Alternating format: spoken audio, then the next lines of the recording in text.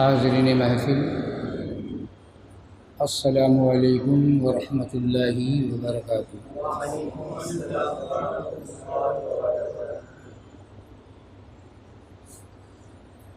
الحمد للہ رب العالمین، الصلاة والسلام على سید المرسلین وعلى آلہ واصحابہ اجمعین، اما بعد فاعوذ باللہ من الشیطان الرجیم، بسم اللہ الرحمن الرحیم، فذکر ان نفعت الذکریٰ، صدق اللہ مولانا العظیم وصدق علی رسولہ النبی الامیر الکریم۔ انتہائی ادب و احترام کے ساتھ صبح کائنات کے شمس الضحیٰ، شام کائنات کے بدر الدجا، مکی سردار، مدنی تاجدار، محبوب پروردگار، ساری امت کی کشتی کے کھیونہار، حضور احمد مجتبیٰ محمد مصطفیٰ صلی اللہ علیہ وسلم کے بارگاہ بےکس پناہ میں ہدیہ درود پیش کریں اور پڑھیں۔ اللہم صلی علی سیدنا و مولانا محمد وآلہ واصحابہ وبارک وسلم۔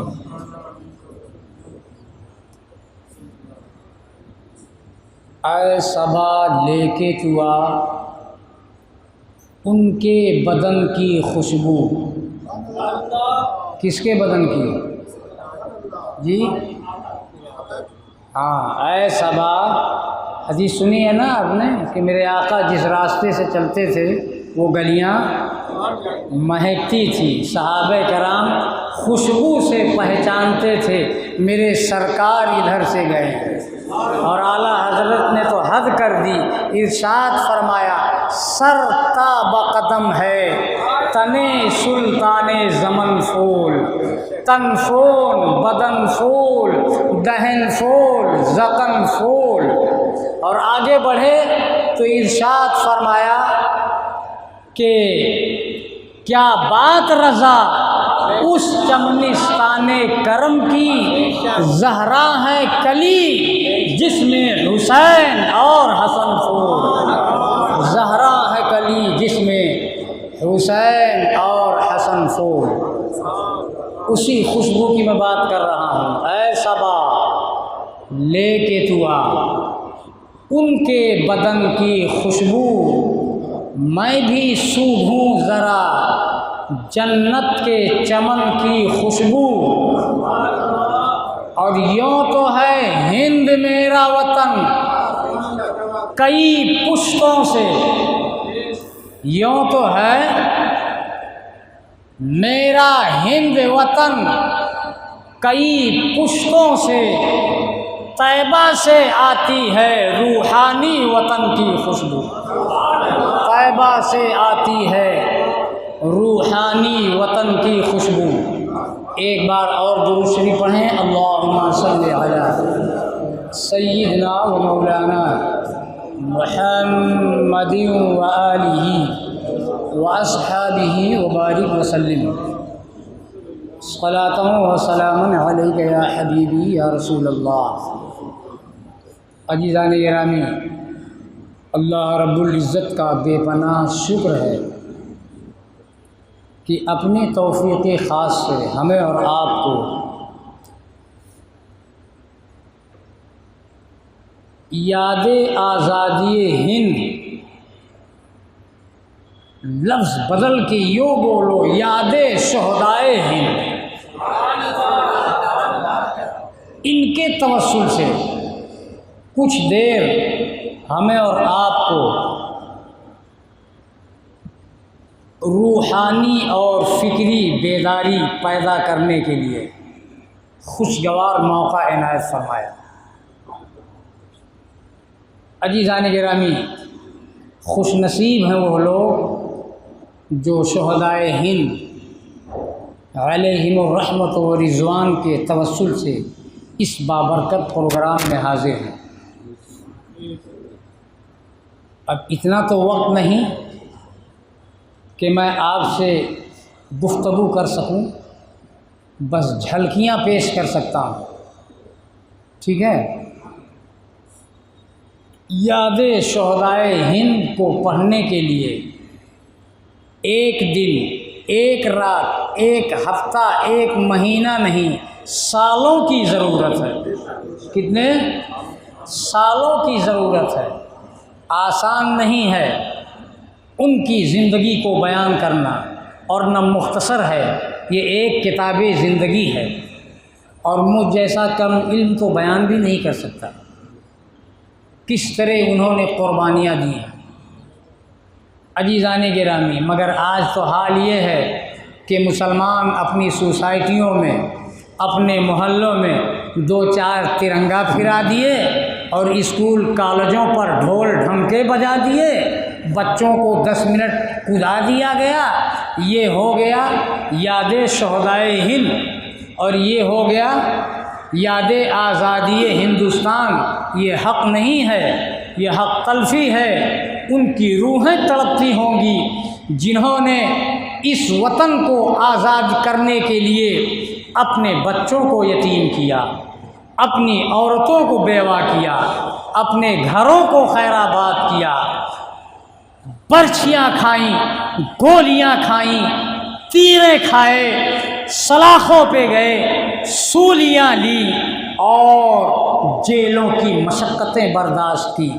ذرا آپ دیکھو، اچھا مسلمان ایک طور پر یہ سوچتا ہے کہ ہندوستان کو ہماری نسبت ہے صرف آزادی ہند سے، اس سے اور پہلے پڑھو زمین ہند کو، پھر بیچ میں آزادی ہندوستان پڑھو، اور اخیر میں پھر پڑھنا جب زمانہ آئے گا امام مہدی علیہ السلام کا۔ کیا خیال ہے حاجی صاحب؟ اب اتنا تو وقت نہیں کہ میں تینوں پہلوؤں پہ بات کر سکوں، مگر زمین ہند وہ خوش قسمت مٹی ہے جس نے سب سے پہلے اللہ کے انبیاء میں سے جد الانبیاء علیہم الصلاۃ والتسلیم، ہمارے باپ، آپ کے باپ، پورے نسل انسانی کے باپ حضرت آدم علیہ الصلاۃ والتسلیم کے قدم ناز کا بوسہ لیا، اور حضرت آدم علیہ الصلاۃ والتسلیم کے وجود کے توسل سے نور مصطفیٰ کی جلوہ گری سب سے پہلے زمین ہند پر ہوئی، اور وہ لنکا کی سرزمین، سرامدیپ کا پہاڑ آج بھی حضرت آدم علیہ الصلاۃ والتسلیم کے نشان قدم اس پہاڑی پر موجود ہیں، جسے جانا ہو زیارت کے لیے وہ جا کے زیارت کر سکے۔ یہ زمین ہند کو سب سے پہلی اور بڑی نشانی اور خوش قسمتی حاصل ہے، روحانی طور پر۔ کس طور پر؟ اسی لیے میں نے شعر ہی پڑھا ہے، یوں تو ہے ہند وطن میرا کئی پشتوں سے، طیبہ سے آتی ہے روحانی وطن کی خوشبو۔ مومن کو دو چیزوں کی ضرورت ہے، ایک جسمانی اور ایک روحانی، دونوں دولتوں کی ضرورت ہے۔ اور سنیے زمین ہند کی عظمتیں۔ زمین ہند ایک ایسی زمین ہے جہاں انسان کے رزق کے لیے رب نے کھانے پینے کے لیے، ذریعہ معاش کے لیے ہر قسم کا اناج پیدا کرنے کی صلاحیت دے دی ہے۔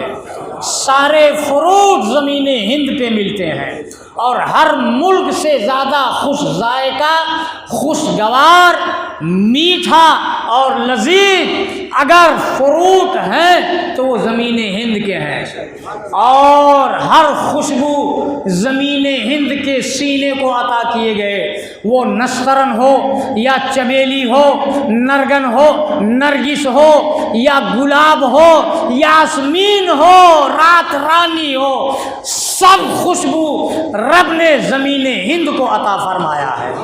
عزیزان گرامی، زمین ہند کو اس طرح بے شمار عظمتیں ہیں۔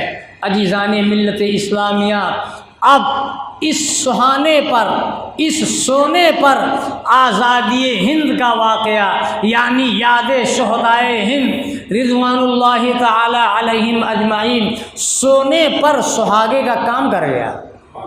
سونے پر سہاگے کا، ارے دولہا سجا ہو اور اگر اس کے سر پر صحرا سجا دیا جائے تو کچھ اور ہی پیارا لگتا ہے، اور اگر گلاب کا ہار پہنا دیا جائے تو نکھار کچھ اور ہی ہو جاتا ہے۔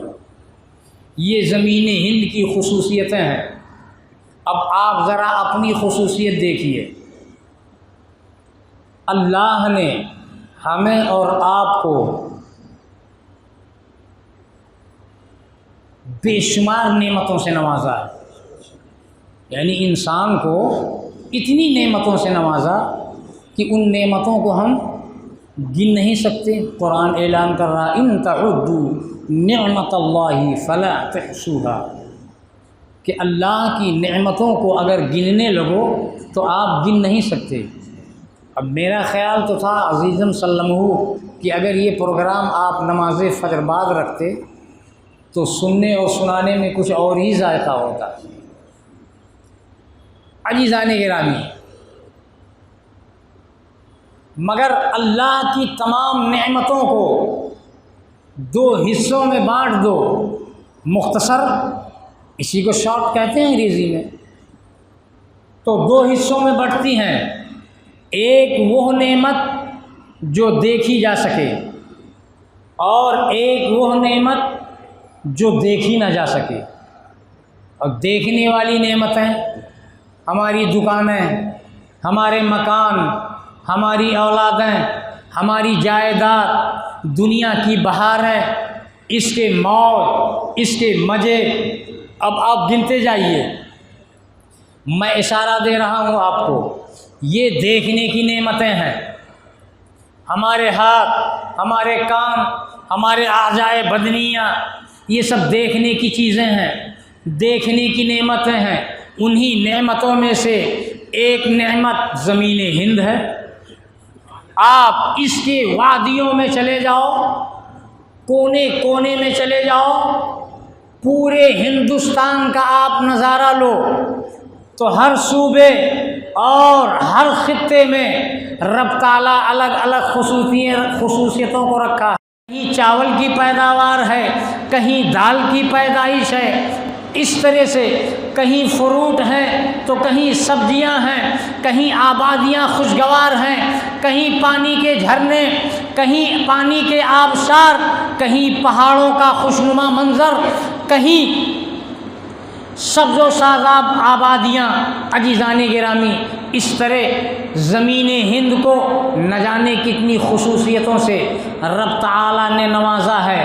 یہی تو خوشنما منظر ان تن کے گورے اور من کے کالوں کو بھا گیا، اور وہ للچائی نظروں سے زمین ہند کو دیکھنے لگے۔ عزیزان ملت اسلام، اسی لیے اس روحانی دولت کو رب نے اتنے محفوظ جگہ پہ رکھا، اس کا مقام عزیزان گرامی، اور دل کا کنیکشن اللہ نے اولیاء سے رکھ دیا، انبیاء سے رکھ دیا، اپنی مقدس کتابوں سے رکھ دیا، اپنی ذات سے رکھ دیا۔ عزیزان ملت اسلامیہ، ترمذی شریف کی حدیث ہے، نبی رحمت ارشاد فرماتے ہیں، یہ آپ کی دعا ہے کہ اے میرے امتیوں، جب تم رب سے دعائیں مانگو، جہاں ساری نعمتیں مانگو وہیں یہ بھی مانگو، اللہم انی اسألک حبک وحب من یحبک وحب الی عمل من یتقرب الیک اے بار الہ مجھے اپنی محبت عطا فرما۔ کیا عطا فرما؟ اپنی محبت خدا تو عطا فرما، اور ان لوگوں کی محبت عطا فرما جو تجھ سے محبت کیا کرتے ہیں، اور ایسے عمل کی محبت عطا فرما جو تیری محبت کے قریب کر دے۔ کس کے قریب کر دے؟ تیری محبت کے قریب کر دے۔ عزیزان گرامی، تو اللہ نے ان دونوں نعمتوں کو بے پناہ طور پر سجایا، جس کی خوبی کا احاطہ ہم نہیں کر سکتے۔ وہ زمین ہند ہے جسے ہم اپنا ایک عزیز وطن اور اللہ کی نعمت سمجھتے ہیں، اور ایک روحانی دولت ہے جسے ایمان کی دولت کہتے، اللہ کی محبت کہتے، اس کے انبیاء اور رسل علیہم الصلاۃ والتسلیم کی محبت کہتے، اولیاء کرام کی محبت کہتے، صحابہ کرام کی محبت کہتے، اہل بیت اطہار کی محبت کہتے۔ عزیزان ملت اسلامیہ، تو زمین ہند کی اتنی خصوصیتیں ہیں، اور قوموں نے صرف یہ سوچا کہ مومنوں کو ہندوستان سے صرف نسبت یہ ہے کہ مسلمان آزادی ہند میں بڑھ چڑھ کر کے حصہ لیے۔ عزیزان گرامی، یہ تو بات حقیقت ہی ہے، لیکن زمین ہند کی خصوصیتوں کی میں کیا بات کروں؟ آپ لوگ تو کالج پڑھے ہیں اور ڈگریاں حاصل کیے ہیں، آپ نے جغرافیوں میں یہ پڑھا ہوگا، سائنسوں میں، کہ ہر ملک کے سورج کے توازن کے تعسل سے اپنا سائنسی فکر بیان کیا ہے کہ جب بنگلہ دیش کا سورج صبح کو طلوع ہوتا ہے تو اتنے ڈگری پہ طلوع ہوتا ہے اور اتنی ڈگری پہ ختم ہوتا ہے، اور پاکستان کا سورج جب طلوع ہوتا ہے تو اتنے ڈگری پہ طلوع ہوتا ہے، اتنے ڈگری پہ ڈوبتا ہے۔ نیپال کے سورج کے نکلنے کا وقت کچھ اور ہے، ڈوبنے کا وقت کچھ اور ہے۔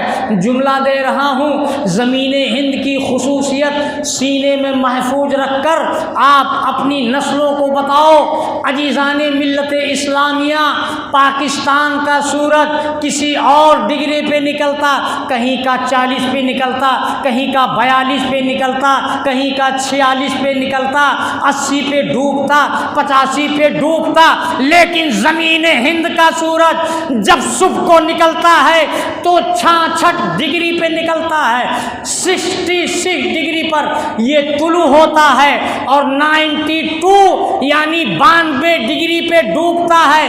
کیا مطلب؟ زمین ہند کا سورج نکلتے وقت ہندوستانیوں کو آواز دیتا، ہندوستان میں رہنے والے رہواسیوں سنو، میری خصوصیت یہ ہے کہ اللہ کے اسم پاک، اللہ کے اعداد 66 ہیں، 66، اور نام محمد الرسول اللہ صلی اللہ علیہ وسلم کے بھی نمبر ہیں 92 یعنی 92۔ زمین ہند کا سورج کل سے لے کر آج تک اور آج سے لے کر صبح قیامت تک ہندی مسلمانوں کو پیغام دیتا رہے گا۔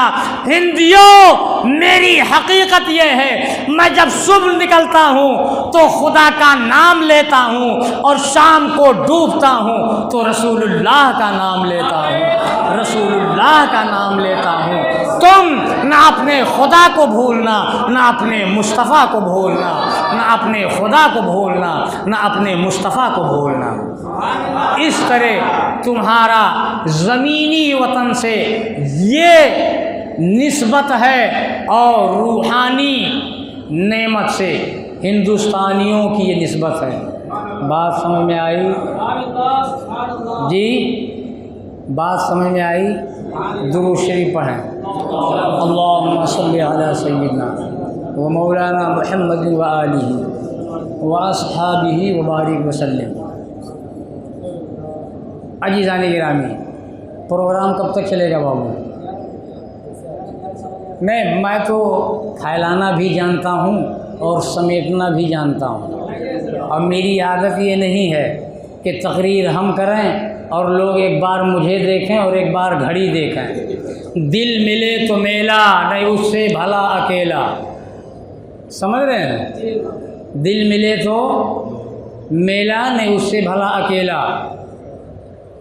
عزیزان گرامی، اب جسمانی اور روحانی دونوں وطن کی حقیقت سمجھا آپ نے؟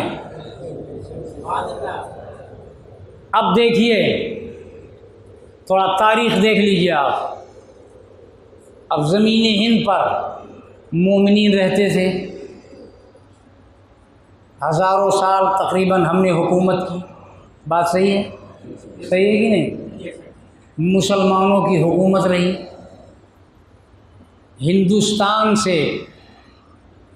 ہندوستان میں عرب کے تاجر آتے، اب اس کو سنجیدگی سے آپ سنیں، اور یہاں سے کالی مرچ اور عود ہندی، سیف ہندی یعنی ہندوستان کی تلوار بہت مشہور تھی عالم دنیا میں۔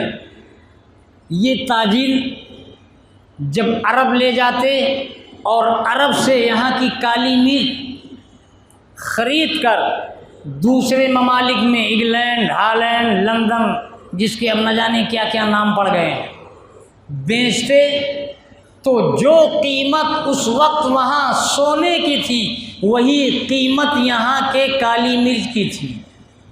یہ تن کے گورے کہتے تھے یہ تو بلیک گولڈن ہے، کالا سونا ہے۔ ان لوگوں نے بہت کھوج لگائی، کوشش کی، کس سے؟ عربوں سے، کہ یہ لوگ لاتے کہاں ہیں، لیکن تجارت کا فن تھا، وہ بتاتے نہیں تھے کہ ہم لاتے کہاں سے ہیں۔ ان لوگوں نے ساحلوں پر یعنی سمندر پر، جہاں کشتیاں ایک ملک سے دوسرے ملک پر آتی جاتی، پرکھا کہ عرب کب جاتے کب آتے، ان پر حملہ بولا، حملہ کیے، اور ہندوستان کی خصوصیت کے ساتھ جو کشتیاں دوسرے ملکوں پہ جاتی انہیں لوٹا، تو دیکھا ہندوستان کی بیش بہا قیمتی چیزیں، ان میں کالی مرچ اور دیگر ضروریات کی چیزیں جب یہ پائے تو یہ سمجھ گئے کہ یہ ہندوستان سے لے کے آتے، یہ ظالم وہاں سے آئے، اور زمین ہند پر بھیک اور خیرات کی طرح بادشاہان ہند سے انہوں نے زمین کا ٹکڑا مانگا۔ سمجھ رہے ہیں؟ زمین کا ٹکڑا مانگا، اور وہ دینے والے مومن اور مسلمان تھے۔ یہ بھی آپ پڑھتے چلو، مومن اور مسلمان تھے۔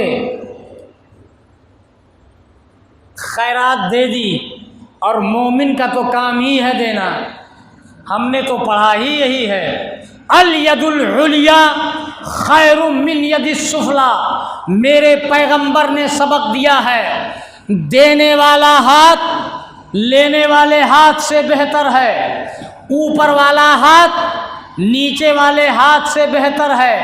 اس لیے رب سے دعائیں مانگا کرو، مولا دینے والا ہاتھ عطا فرما۔ عزیزان گرامی، دے دیا یہاں کے بادشاہوں نے، یہ ظالم رہے، خوب تجارت کی، سینکڑوں سال تک انہوں نے پورے ہند کا سفر کیا اور اپنی مضبوطی حاصل کی۔ مضبوطی حاصل کرنے کے بعد ظاہراً یہ تجارت کرتے، لیکن حقیقتاً اس ملک پر غاصبانہ ان کی نظر تھی، اور وہ اپنا منصوبہ اندر بناتے رہے، یہاں تک کہ سامان تجارتی سامان کے بہانے یہ اپنے ملکوں سے اسلحے لا کر اور ہندوستان میں اپنے گودام میں، اپنی کمپنی میں جو ایسٹ انڈیا کے نام پر یہ عمارتیں بنائے تھے، اور یہاں کے بادشاہوں نے جو زمینی سطح پر ان لوگوں کو اتھارٹی دے دی تھی، خوب اسلحے بھرے۔ عزیزان گرامی، اب یہ جنگ ایک دو دن یا ایک دو مہینہ نہیں لڑی گئی، پورے 200-250 سال یہ جنگ لڑی گئی ہے. بات سمجھ رہے ہیں جوانوں؟ پڑھے تاریخ میں آپ کی نہیں پڑھے؟ کالج میں آپ کو پڑھایا گیا کہ نہیں پڑھایا گیا؟ نہیں پڑھایا گیا ہو تو بتائیے گا. اس لیے کہ ان لوگوں نے گھپلا کیا ہے. اب ٹیپو سلطان رحمۃ اللہ تعالیٰ علیہ کا نام تو ان کی کتابوں میں آتا ہے، مگر وہیں پر حضرت اورنگزیب عالمگیر علیہ رحمت و رضوان سے نہ جانے ان کو کون سی دشمنی ہے. ان کو دشمنی یہ ہے کہ حقیقت یہ ہے جب تک اورنگزیب عالمگیر یہ 16 کے شروع میں آئے، کون؟ انگریز، اور اورنگزیب عالمگیر رحمۃ اللہ تعالیٰ علیہ 1700 میں، کتنے؟ 1707 کے تقریباً عیسوی میں دنیا سے پردہ فرمائے. سمجھے آپ؟ جب تک اورنگزیب رہے انگریزوں کی دال نہ گلی، بلکہ انہوں نے اپنے دور حکومت میں تو کئی عمارتوں کو توڑ کے پھینکوا دیا، اور ساحل سمندر پر ان کا قبضہ بہت مختصر رہنے دیا، اس لیے کہ یہ جانتے تھے اگر ان کو یہ عمارتیں باقاعدہ ملی رہیں اور ان کا قبضہ رہا تو خطرہ ہے کہ یہ دوسرے ملکوں سے اسلحے لا کر کے اور ایک دن ہماری بلی ہمیں سے میاؤں کرنے لگے. انہوں نے ان کی عمارتیں توڑوائی. اب ان لوگوں نے دیکھا موقع کیا کہ مہاراشٹر میں مراٹھا حکومت، پنجاب میں پنجابی، راجستھان میں راجپوت، یو پی اور دیگر علاقوں میں بہار، بنگال، کلکتہ بادشاہوں، نوابوں اور راجپوت، ہندوستان کئی ٹکڑوں میں بٹا ہے اور کئی ریاستوں پر لوگ اپنی اپنی حکومتیں چلا رہے ہیں. یہ ایک دوسرے سے لڑانا شروع کر دیے. خوب لڑایا کہ لڑاؤ اور مزے لو. یہ لڑاتے تو ضرور تھے مگر شریک نہیں تھے، ظاہراً شریک نہیں تھے، آگ لگائے تھے. عزیزان گرامی، جب 1700 کا زمانہ گزرا اور اورنگزیب عالمگیر اس دنیا سے چلے گئے تو ان کو اب کچھ آزادی ملی اور ایک ٹھنڈی سانس لی کہ جو اہم دیوار تھی زمین ہند کی اب وہ ہم سے رخصت ہو گئی. 1700 کے بعد 1784 کا جب زمانہ آیا، 84، 83، 85، ان 2-4 سال میں ان لوگوں نے جنگ باقاعدہ شروع کر دی کھلے طور پر. اور سب سے پہلے ان لوگوں نے جنگ کی کہاں؟ بنگال میں. اس وقت زمانہ تھا نواب سراج الدولہ کے نانا کا. یہ اخیر عمر میں تھے. انہوں نے پنگا لیا اور ان کو ہرا دیا. یہ دنیا سے چلے گئے تو اب زمانہ آیا نواب سراج الدولہ کا اپنا. ان سے گھمسان کی لڑائی ہوئی. انہوں نے بھی مقابلہ کیا لیکن ان کا جو وزیر تھا میر جعفر یہ اندرونی طور پر مل گیا تھا. دنیا کی لالچ میں دوستو دنیا ہی ہمیشہ انسان کو ڈباتی ہے. اسی لیے نبی رحمت صلی اللہ علیہ وسلم نے ارشاد فرمایا کہ لوگوں دنیا سائے کی طرح ہے، اس کے جتنا تم قریب جاؤ گے یہ تم سے دور جائے گی اور جتنا اس سے دور جاؤ گے یہ تمہارے قریب جائے گی. آپ سایہ کے قریب ہو تو سایہ دور جاتا ہے اور سایہ سے دور ہو تو سایہ قریب آتا ہے. عزیزان گرامی دیکھو نا، غریب نواز نے اپنی سلطنت بیچی، جائیداد بیچی، اپنے وطن کو خیر آباد کر کے دین کی خاطر اسلام کی سربلندی کے لیے زمین ہند کا رخ کیا. نبی رحمت کی ارشاد پر عزیزان گرامی آپ دنیا سے دور ہوئے، دنیا آج آپ کے چوکھٹ پر قربان ہو رہی ہے اور ہزاروں پل رہے ہیں، مار دو دنیا کو ٹھوکریں، اپنے نبی سے تعلق رکھو تاکہ جسمانی قوت بھی آپ کی بحال رہے، روحانی قوت بھی بحال رہے۔ نعرے تکبیر، نعرے رسالت، خواجہ کا ہندوستان زندہ باد۔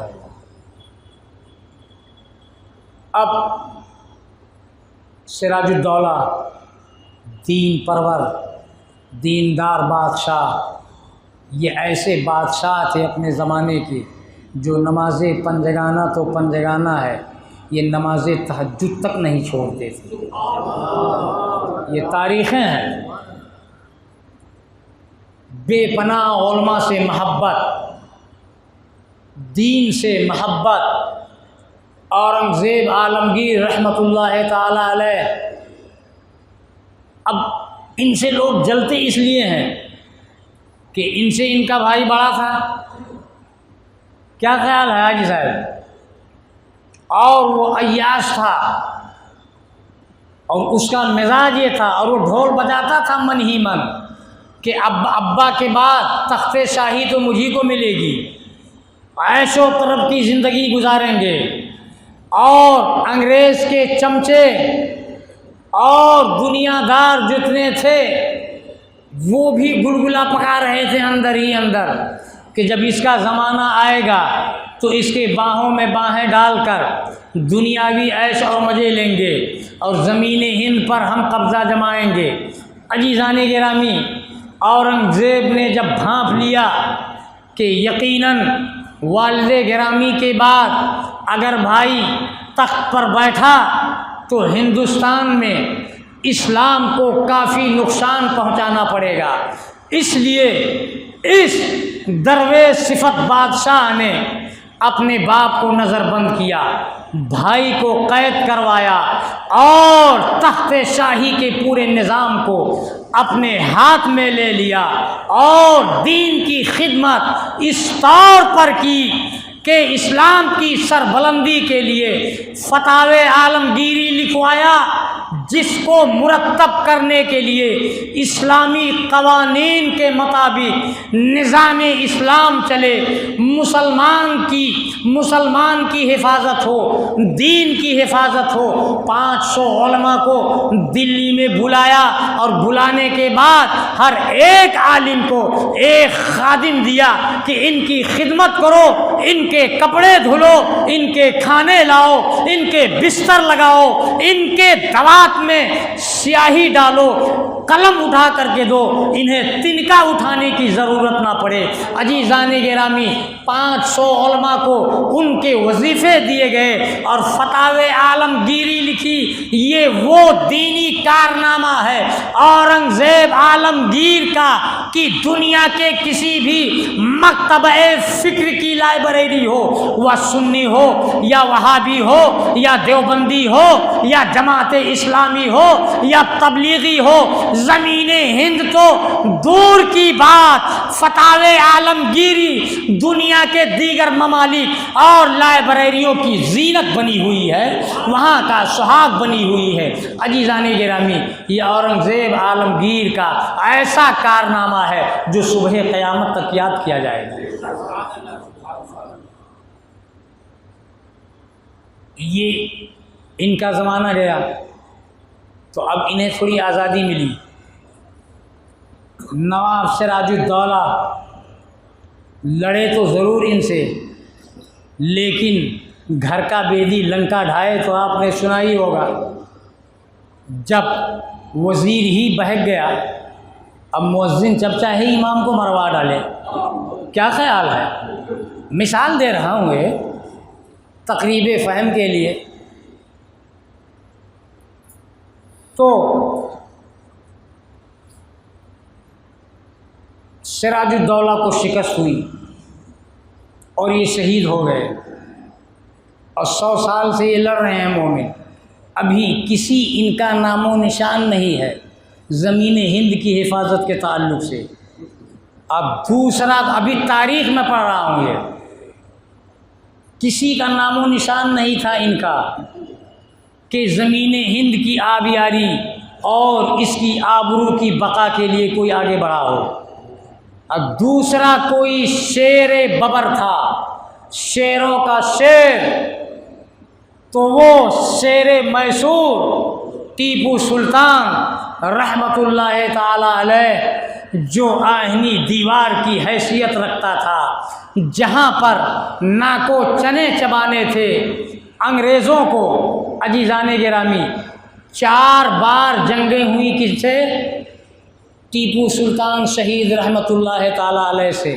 4 سال مسلسل 4 بار جنگ ہوئی ٹیپو سلطان سے، اور چاروں بار ہرایا۔ جب انگریز ماتھا اور گھٹنا ٹیک دیے تو ان لوگوں نے خط لکھا ٹیپو سے، کہا کہ بان ڈولی کر لو، صلح کر لو تو آدھا ہندوستان آپ کو دے دیا جائے گا۔ آپ نے ارشاد فرمایا، ظالموں، تم آدھے ہندوستان کی بات کرتے ہو کہ ہم تمہیں دے دیں؟ ٹیپو کے جسم میں جب تک جان رہے گی 1 فٹ بھی زمین انگریزوں کو نہ دی جائے گی۔ عزیزان گرامی، جب یہ جوش و جذبہ دیکھا ان لوگوں نے تو اب وہی کوفیوں کا چال چلے۔ کوفہ والوں کی تاریخ تو زیادہ پڑھی سنی ہے نا، ہر سال سنتے ہیں، بکاؤ مال۔ اب یہ خریدنا شروع کیے تو وہاں بھی ایک نکل گیا دوگلا، اس کا نام تھا میر صادق، جو وزیر خاص تھا۔ جب یہ ظالم پہنچے وہاں، کہاں؟ میسور، اور قلعہ کو محاصرے میں لیا تو اس نے قلعہ کا دروازہ کھول دیا۔ بڑے جم کے جنگ ہوئی ٹیپو سلطان میں، مگر شیر ایک ہو اور ہزاروں گیدڑ ہو تو شیر کن کن کو مارے گا؟ اور حقیقت تو یہ تھی کہ نوشتہ تقدیر یہ تھی آپ کی شہادت۔ لے دے کے مومن آ کر اپنے روحانی نعمت پر صبر کر لیتا ہے۔ عزیزان گرامی، آپ شہید ہو گئے، شہادت کے بعد بھی لاشوں پہ لاشیں پڑی ہوئی تھیں۔ انہیں خوف تھا اور یقین تھا کہ ٹیپو سلطان شہید نہیں ہوا ہوگا، کہیں چھپ گیا ہوگا۔ لوگوں نے کہا یہی ٹیپو ہے۔ خدشہ ایسا تھا ان کے سینے میں، ہیبت اس طرح تھی کہ ایک دوسرے سے پوچھوا رہے تھے، پوچھو یہی ہے، پوچھو یہی ہے۔ پتہ یہ چلا ایسی رب نے روحانی قوت اور جلال دیا تھا اپنے اس مرد قلندر کو، اور ہو کیوں نہ ایسی ماں کا بیٹا تھا ٹیپو سلطان شہید، جن کی زندگی سے تعلق سے بتایا گیا ہے ان کی ماں نے کبھی بھی اپنے بیٹے کو دودھ پلایا ہے تو بے وضو نہیں پلایا ہے، اور پلاتے وقت دودھ نام مصطفیٰ پر درود پڑھتے ہوئے پلایا ہے، اور پلاتے ہوئے یہ عرض کیا ہے، بارے الہ میرا یہ بیٹا تیرے لیے، تیرے محبوب کے لیے، اسلام کے لیے میں سپاہی بنا رہا ہوں۔ اس سپاہی کو دین کا پاسبان بنا، اسلام کا محافظ بنا۔ جب تک یہ زمین ہند پہ رہا، ہندوستان کی حفاظت کرتا رہا، اسلام کی بھی حفاظت کرتا رہا۔ یہ ٹیپو سلطان شہید رحمۃ اللہ تعالی علیہ کی زندگی ہے۔ عزیزان گرامی، پھر بھی ان ظالموں کو تسلی نہ ہوئی تو لاش اٹھائے، ٹیپو سلطان کی بہن کے پاس گئے، کہا یہ تمہارے بھائی کی لاش ہے؟ انہوں نے پروف دی اور آگے بڑھا، بیوی سے پوچھا کہ کیا یہ تمہارے شوہر کی لاش ہے؟ بیوی نے کہا ہاں یہ میرے شوہر کی لاش ہے۔ تب جا کے ان کو تسلی ہوئی، اور تسلی دینے کے بعد اس وقت یہ جملہ کہا تھا، ٹوڈے از مائی انڈیا، اب ہندوستان ہمارا ہے۔ کیا ہے؟ اب ہندوستان ہمارا ہے۔ عزیزان ملت اسلامیہ، انہی غدار کوفیوں کی طرح جنہوں نے یہ سوچا تھا کہ امام حسن رضی اللہ تعالیٰ عنہ کون ہے؟ جلدی بولیے، نواسۂ رسول، سبط پیغمبر حضرت امام حسین رضی اللہ تعالی عنہ کے بڑے بھائی انہیں شہید کر دو تو اسلامی خلافت کی بانگ ڈور ہمیں مل جائے گی، دنیا پہ ہم راج کریں گے۔ مگر انہیں یہ نہیں معلوم اگر حسن جائے گا تو حسین دنیا میں موجود ہے۔ عزیزان ملت اسلامیہ، آج تو لوگ بکواسیں کر رہے ہیں، ٹوپیاں لگا کر کے، کرتا پائجامہ پہن کر کے، معاذ اللہ کہ حسین کو کیا ضرورت تھی کربلا جانے کی۔ عزیزان ملت اسلامیہ، میں کہہ رہا ہوں بکو یہاں جو بکنا ہے، ایک دن حشر کا میدان آئے گا، ذات حسین رب کے حضور کھڑی ہوگی اور خود رب پوچھے گا بندوں سے، یہ ہے میرے محبوب کا نواسا، اور جو تم یہ کہہ رہے ہو نا میدان کربلا جانے کی کیا ضرورت تھی؟ سنو جملے دے رہا ہوں، یزید کے کارنامے اور اس کا کیریکٹر، اس کا کرتوت اسلام کو اتنا کالک پہنچ چکا تھا کہ دنیا میں اب کوئی ایسا چہرہ تھا ہی نہیں جو اسلام کو روشنی بخش سکے۔ وہ ایک ہی چہرہ تھا، وہ چہرہ نور، چہرہ امام حسین رضی اللہ تعالی عنہ تھا۔ رب نے اس چہرے کی روشنی کو میدان کربلا پر رونما کر دیا اور بے نقاب کر دیا کہ اے یزید تو اسلام پر کالک پہنچتا جا، میں حسین کے چہرے کے نور سے اسلام کو روشن کرتا چلا جاؤں گا، اسلام کو تابناک کرتا چلا جاؤں گا۔ عزیزان گرامی، ان ظالموں نے سمجھا مٹا دو ٹیپو سلطان کو، زمین ہند پہ ہم راج کریں گے، مگر اسے معلوم نہیں تھا ابھی تو زمین ہند پر ٹیپو سلطان کے نہ جانے کتنے شیدائی ہیں، نام لیوا ہیں، نہ جانے کتنے اورنگزیب ہیں، کتنے غلام حسین ہیں۔ المختصر زمانہ کروٹ لیتا رہا اور جب 57 کے قریب پہنچ گئے، کتنے 57؟ 18 کی 19، جلدی بولیے۔ ارے آپ لوگ تو زیادہ ڈگری پڑھے ہیں یار۔ 1857 تقریبی فہم کے لیے میں آپ لوگوں سے بلوا رہا ہوں، ناراض تو نہیں ہو رہے ہیں؟ ضروری ہے نسلوں کو یہ بات بتانا، ٹھیک ہے؟ ایک سبجیکٹ ہونا چاہیے کالجوں میں تاکہ اور زمین ہند کی آزادی کے لیے ہر مکتبہ فکر کے علماء، کیوں خیال ہے حضرت؟ آپ تو پڑھے لکھے لگ رہے ہیں جی، ہر مکتبہ فکر کے علماء اپنے اپنے طور پر قربانیاں دی ہیں، وہ سنی ہو یا اہل حدیث ہو یا دیوبندی ہو، اس میں ہندو بھائی بھی شامل ہیں۔ سندر لال بھی تھے، بہادر لال بھی تھے، سکندر بھی تھے، جوگندر بھی تھے، سمجھ رہے ہیں؟ اور اس کی آزادی کے لیے ہندوستان کی کنیائیں یعنی بیٹیوں نے بھی حصہ لیا ہے۔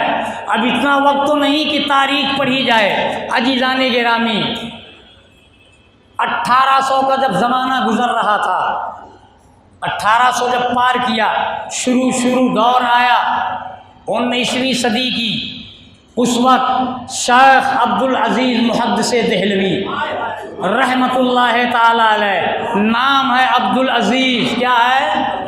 عبدالعزیز، اور عزیز کا ایک معنی ہوتا ہے پیارا اور ایک معنی ہوتا ہے غالب، اور یہ اتنے پیارے تھے کہ نبی رحمت روزانہ بے پردہ لوگ خواب میں جاتے ہیں، خواب میں نبی کی زیارت کرتے۔ عبدالعزیز روزانہ آقا رحمت کی زمین ہند پر بیداری کے عالم میں زیارت کیا کرتے تھے، بیداری کے عالم میں زیارت کیا کرتے تھے۔ عزیزان ملت اسلامیہ، یہ ہیں شاہ عبدالعزیز، انہوں نے انگریزوں سے جہاد کا فتویٰ دیا۔ سب سے پہلا فتویٰ، اپنے بڑھاپے کی عمر میں تھے، پردہ فرما گئے، ایک لہر چلی، انگریزوں نے دیکھا کہ معاملات ابھی حالات درست نہیں ہیں، تو کچھ ذہنی طور پر یہ خاموش ہو گئے۔ مگر جب 57 کا زمانہ آیا تو ان لوگوں نے اب چونکہ بنگال تو انہوں نے سر ہی کر لیا تھا، ٹیپو سلطان جیسے جری اور بے باک ہیرے کو تو یہ توڑ ہی ڈالے تھے۔ ان کی نظر دلی پہ آئی اور دلی پر محاصرہ کیا۔ اس وقت زمانہ تھا کس کا؟ جی جی نواب سراج الدولہ تو بیچارے وہاں کے تھے، بہادر شاہ ظفر، لیکن محاصرہ اتنا تنگ ہوا، 3 مہینہ محاصرہ رہا، دلی میں راشن ختم ہو گئے۔ اب عوام جب بھوک کے قریب آ گئی تو انہوں نے مانڈولی کر لی۔ مانڈولی کیا کر لی؟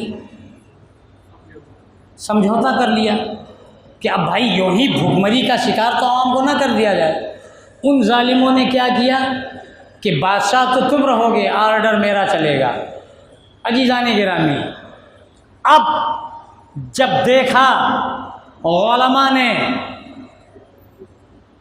اور ان لوگوں نے کیا کیا، جب آخری نشانی بچی تھی زمین ہند کی، دلی اور اس کے بھی سینے پہ ان کا قبضہ، اب یہ تن کے گورے دیہاتوں میں ہندوستان کے الگ الگ جگہوں پر اپنے عیسائی پادریوں کو بھیج کر لوگوں کے ایمان پر بھی ڈاکہ ڈالنا شروع کر دیا۔ حالات یہ نظر آ گئے کہ یہ زمین بھی لیں گے اور دین بھی لیں گے، مگر انہیں یہ نہیں معلوم تھا رب نے جس طرح زمین کو سجایا ہے ایسے ہی دین کا پاسبان بھی سجایا ہے۔ عزیزان ملت اسلامیہ، اس وقت علامہ فضل حق خیر آبادی رحمۃ اللہ تعالی علیہ، اللہ اکبر، نام حق ہے اور قرآن کہہ رہا ہے جاء الحق وزہق الباطل، حق آیا اور باطل مٹ گیا۔ انہوں نے فتویٰ لکھا جہاد کے خلاف، ہندوستان کی آزادی کے لیے، اور انگریز بھگاؤ آندولن جب آپ نے شروع کی، ملک کے نامور اور چوٹی علماء سے آپ نے رابطہ کیا، فتویٰ لکھا گیا، سینکڑوں نہیں ہزاروں علماء کے اس پر دستخط تھے۔ عزیزان ملت اسلامیہ، سب علماء نے اس پر دستخط کیا، اور دستخط کرنے کے بعد علامہ فضل حق خیر آبادی کو ان ظالموں نے گرفتار کیا، جزیرے عمان میں ان کو کالا پانی کی سزا دی۔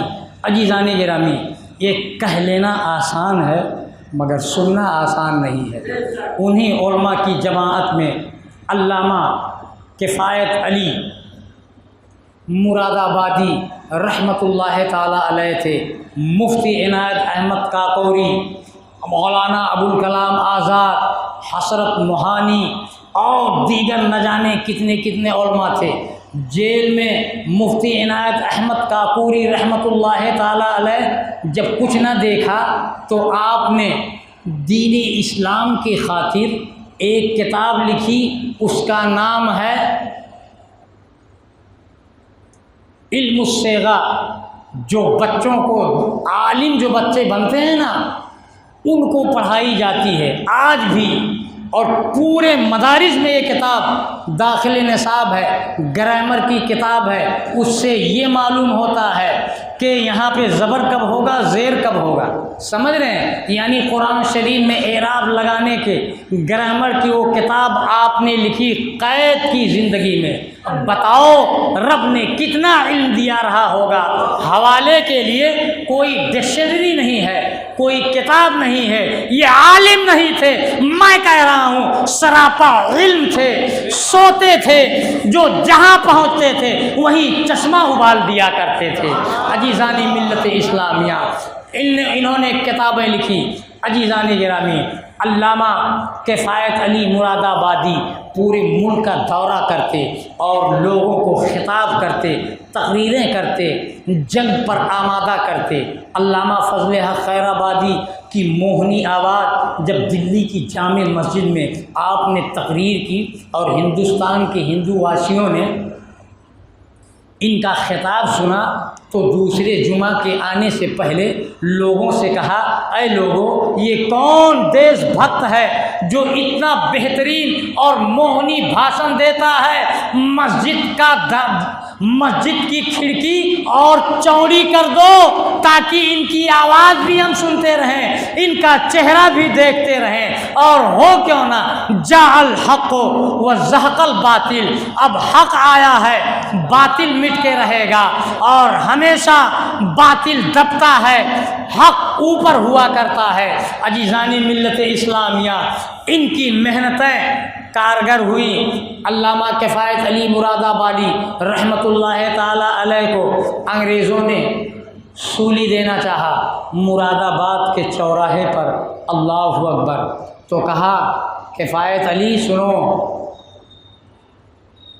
قانون یہ ہے انسانی سماج میں کہ سولی دینے سے پہلے آخری خواہش جو ہو وہ مانگی جائے، پوری کی جائے گی، تمہاری کیا مراد ہے؟ آپ نے ارشاد فرمایا، مجھے قلم دے دو، کاغذ دے دو، میں دنیا سے جاتے جاتے اپنے نبی پہ نعت لکھ دوں۔ اس پر نبی پہ نعت لکھ دوں، جسم کٹ جائے، ٹکڑے ٹکڑے ہو جائے زمین کے لیے، اور روح سفر کرے رحمت للعالمین کے لیے، رحمت للعالمین کے لیے۔ آپ نے شعر کیا لکھا تھا؟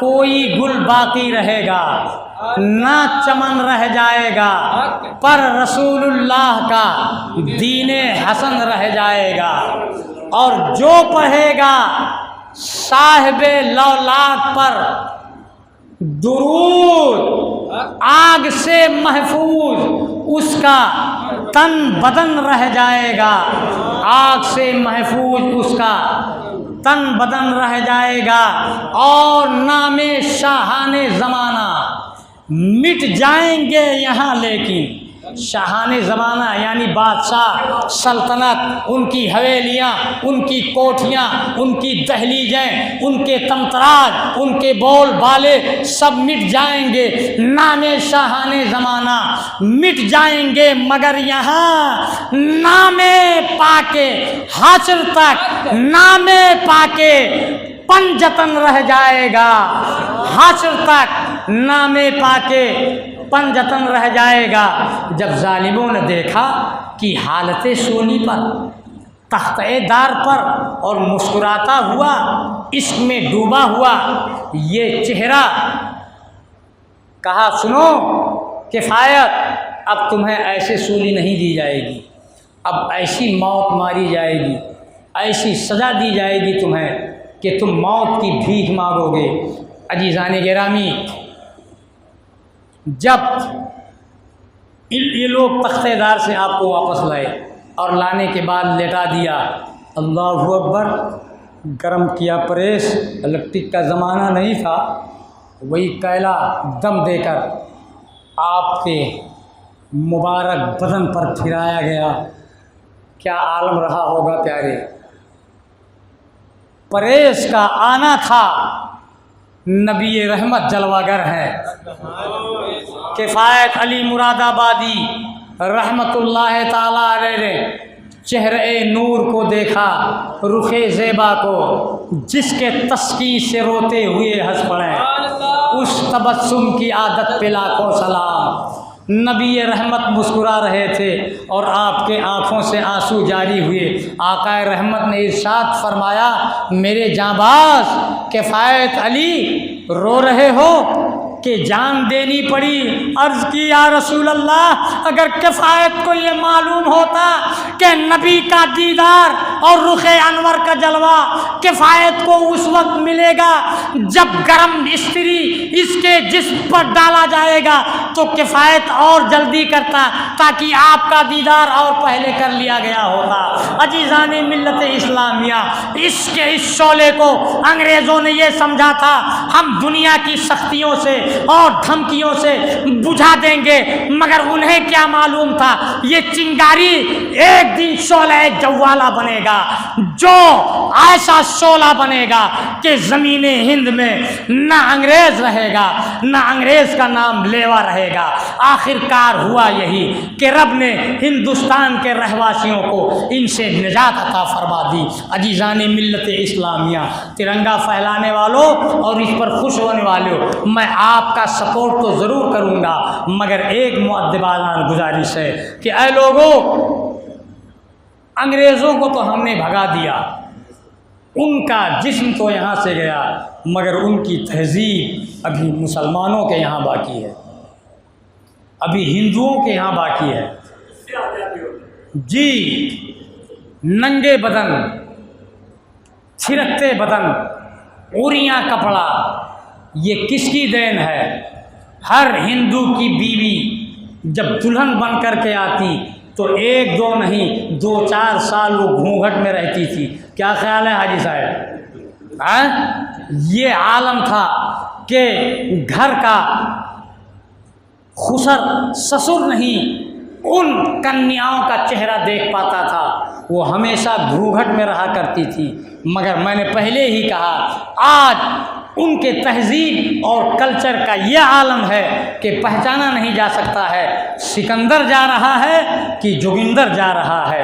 عزیزان گرامی، سیتا جا رہی ہیں یا سیما جا رہی ہیں، کہ جمیلہ جا رہی ہیں یا عائشہ جا رہی ہیں۔ عزیزان گرامی، یہی انگریز جب پلٹ کر لوٹ کر کے بے یار و مددگار اپنے وطن پہنچے، وہاں کے لوگوں نے کہا تم زمین ہند سے ناکام ہو کر کے آئے، تو کہا نہیں، ہم ظاہری طور پر تو وہاں سے ناکام ہو کر کے آئے ہیں، مگر ہم نے ایسی چھاپ چھوڑی ہے ہندوستان کے زمین پر کہ ان کی نسلیں مٹ جائیں گی۔ لوگوں نے کہا سنو، ان کا تہذیب اتروایا، ان کا لباس اتروا دیا، ان کا تمدن اتروا دیا، ان کے رہواسی جو خاندانی اپنے سماج کے تہذیب تھے، جو رسم و رواج سے انہیں دور کر کے انہیں انگریزی لباس پہنا دیا ہے۔ آج یہی حال ہے، مومن کا بچہ سکندر علی ہو کر، غلام حسین ہو کر جب مسجد میں نماز پڑھنے آتا تو مسلمانوں حالت یہ ہوتی ہے کہ وہ سجدے میں ہوتا ہے، در حقیقت دنیا دیکھ رہی ہے یہ نماز پڑھ رہا ہے، مگر قانون اسلام کہہ رہا ہے کہ اس کی نماز نہیں ہو رہی ہے۔ بولو حالات ہیں کہ نہیں ایسے؟ عزیزان گرامی، یہ کب بدلو گے؟ اسے بدلنے کی ضرورت ہے، اس سے روحانی نعمت محفوظ ہوگی، اور یہ ایک ایسی نعمت ہے جس کے تعلق سے رب نے ارشاد فرمایا وَلَقَدْ كَانَ لَكُمْ فِي رَسُولِ اللَّهِ أُسْوَةٌ حَسَنَةٌ کہ اے لوگوں، تم میرے محبوب کی نقل کر کے قیامت میں آؤ۔ کیا مطلب؟ ایگزام حال تو دیکھے ہیں، ایگزامنر جب ہوتا اور بچے امتحان حال میں ہوتے ہیں اور امتحان دیتے ہیں تو کتنی کڑی نظر رکھتا ہے استاد۔ وہ استاد، توجہ چاہوں گا، 2 جملے میں منٹ میں ختم کرنے والا ہوں۔ ایگزامنر جو پورا سال اپنے طالب علم کو ایک بار نہیں 10 بار ایک سوال کا جواب دیا، بتانے سے، لیکچر سے نہ سمجھ پایا تو بلیک بورڈ پہ لکھ کر کے سمجھایا، ایسا نہیں ایسا ہوگا، ایسا نہیں ویسا ہوگا۔ وہی استاد ایک بار بتانا تو دور کی بات، ایگزامینیشن ہال میں اشارہ بھی نہیں کرتا کس کے جانب؟ آنسر اور کوئسچن کے جانب، کہ میرا پڑھایا ہوا بچہ اس کو جواب بتا دوں۔ کیوں؟ وہ امتحان اس لیے لے رہا ہے کہ میرے بیٹے پورا تمہیں 12 مہینہ خون جگر پلایا، محنتیں جھیلی، مشقتیں جھیلی، اور حال تو یہ حاجی صاحب استاد جو سبق، جو لیسن، جو چیپٹر پڑھاتا ہے اسکول کالج میں اور مدرسوں میں، وہ بچوں سے زیادہ پڑھ کر کے جاتا ہے۔ کیا خیال ہے حضرت؟ اس لیے کہ کہیں ایسا نہ ہو بچہ کوئی ایسا سوال کر لے لیسن میں اور میں جواب نہ دے پاؤں، اور اگر ہم 100% اسے سمجھ کر کے نہ جائیں تو بچے کو سمجھائیں گے کیسے؟ یہ حال ہے ایک معلم کا، مگر وہ معلم آج ایگزام ہال میں اپنے شاگرد کو اشارہ تک نہیں کرتا، جواب کی طرف سے پرکھنا چاہتا ہے تم کھرے ہو یا کھوٹے ہو، اور یہ بتانا یہ چاہتا کہ ہر طالب علم ایک طرح نہیں کہ جو پڑھائی کے زمانے میں سنیما ہال میں گیا، بازار میں گیا، دنیا کے لاؤ لائن میں گیا، چوراہوں پر وقت گزارا، وہ اور ایک وہ بچہ جو نیندیں قربان کی، دنیا کی لذتوں کو چھوڑ کر تعلیم حاصل کی، محنتیں کی، مشقتیں کی، دونوں کو ایک نمبر دیا جائے۔ گویا ایگزامنر کہنا یہ چاہتا جو نقل کرے گا اسے فیل کر دوں گا، اسے ریجیکٹ کر دوں گا۔ واہ میرے رب تو کتنا کریم ہے، سوال بھی بتا دیا ہے، یعنی دنیا بھی دے دیا ہے، جواب بھی بتا دیا ہے۔ دنیا دار العمل ہے، میدان آخرت دار الجزا ہے۔ دنیا میں امتحان لوں گا اور اس کا رزلٹ میدان حشر میں، مگر رب نے پرچہ بھی آؤٹ کر دیا ہے، سوال بھی بتا دیا ہے، جواب بھی بتا دیا ہے۔ اے لوگو، دنیاوی قانون بندوں کا دستور یہ ہے کہ جو نقل کرے وہ مارا جاتا ہے، وہ فیل کیا جاتا ہے۔ تم میدان حشر میں میرے محبوب کی نقل کر کے آؤ گے، تمہیں کامیاب بنا دوں گا، تمہیں ڈگریاں عطا کر دوں گا۔ عزیزان گرامی، اس لیے تمہیں کامیاب کر دوں گا۔ وہ کامیابی ہے نبی رحمت صلی اللہ علیہ وسلم کی زندگی۔ رب سے میری دعا ہے بار الہ زمین ہند کو آباد فرما، سر سبز و شاداب فرما، اور شہیدان ہند کے روحانی خوشبوؤں سے ان کی نسلوں کو، ان کی زمین پر بسنے والے مومنین کو، ہندو رہواسیوں کو سکون، صبر، استقامت، ایمان اور عقیدے کی دولت عطا فرمائے۔ السلام علیکم ورحمۃ اللہ وبرکاتہ۔